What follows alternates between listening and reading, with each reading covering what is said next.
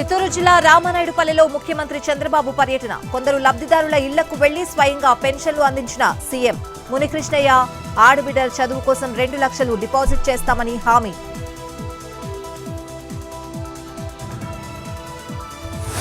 రేపు వనపర్తి జిల్లాలో పర్యటించనున్న సీఎం రేవంత్ రెడ్డి. ఉదయం 11 గంటలకు పాలిటెక్నిక్ కాలేజ్ గ్రౌండ్ కు రాక చిన్ననాటి స్నేహితులతో ఆత్మీయ సమ్మేళనానికి హాజరు కానున్న సీఎం.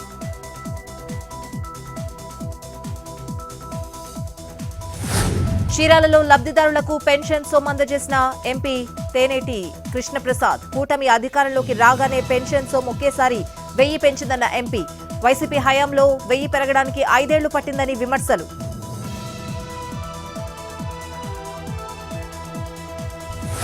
కూటమి పాలనపై మాజీ మంత్రి గుడివాడ అమర్నాథ్ సెటైర్లు. హలో ఏపీ, కూటమి పెట్టింది టోపీ అని ప్రజలు చర్చించుకుంటున్నారని విమర్శలు. హామీలు అమలు చేయట్లేదని ఆరోపణ. వెనుకబడ్డ రాయలసీమ, ఉత్తరాంధ్రకు బడ్జెట్లో కేటాయింపులు లేవని విమర్శలు. పశ్చిమ గోదావరి జిల్లా నవభూపాలెం గ్రామంలో పెన్షన్లు పంపిణీ. లబ్ధిదారులకు నగదు అందజేసిన కలెక్టర్ నాగరాణి. చెరువు వద్ద ఎన్ఆర్జీఎస్ పనులు పరిశీలించి కూలీలతో మాట్లాడిన కలెక్టర్.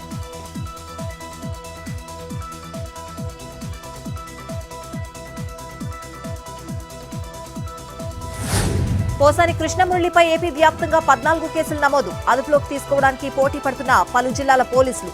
పోసాని బెయిల్ పిటిషన్పై సోమవారం విచారణ. బెయిల్ మంజూరైతే వెంటనే అరెస్ట్ చేయడానికి సిద్ధం.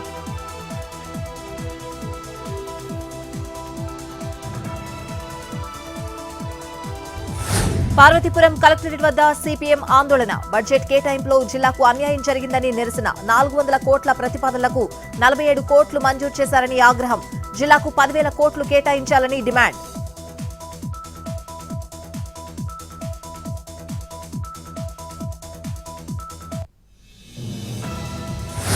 కాసేపట్లో ఎస్ఎల్బీసీ టన్నెల్ నుంచి మృతదేహాలను వెలికితీనున్న రెస్క్యూ టీమ్స్. పోస్టుమార్టం ప్రక్రియను పూర్తి చేసి కుటుంబ సభ్యులకు అప్పగించనున్న అధికారులు. ఘటనా స్థలానికి చేరుకున్న ఉత్తమ్ జూపల్లి చీఫ్ సెక్రటరీ.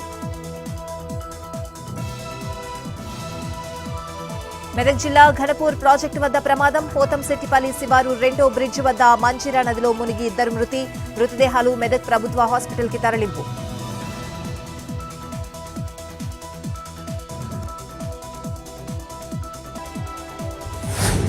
సంగారెడ్డిలో విపరీతంగా పెరిగిన దోమల బెడద. పారిశుద్ధ్య లోపమే కారణమని స్థానికుల ఆగ్రహం. 2 ఏళ్లుగా దోమల మందు స్ప్రే చేయట్లేదని ఆరోపణ.